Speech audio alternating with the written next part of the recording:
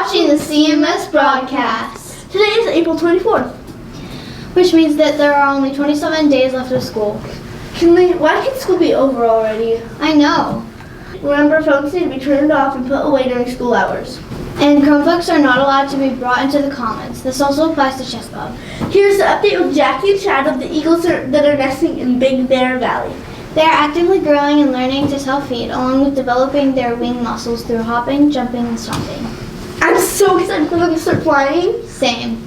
Here are the 8th grade requirements for the end of the year field trip to Bullwinkles. No more than 3 minor infractions and no major infractions starting May 12th until the end of the day of the field trip. Students must be passing 5 out of 7 classes, which means you cannot earn a failing grade in more than 2 classes. The final grade check will be June 9th. And don't forget the next Monday, the baseball team will square off in a home game against Scio. You know what time it is? It's time for the joke of the week. Okay. What did the nose say to the finger? What? Stop picking me. Are you ready for the character of the week? Yeah. Drum roll, please.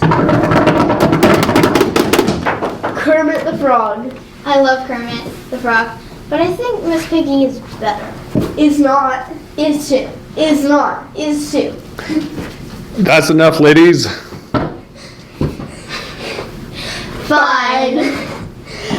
Okay, time for the fun fact of the week. Did you know that lemons float but limes sink? I would have never thought of that. The math portion of the SBAC continues today.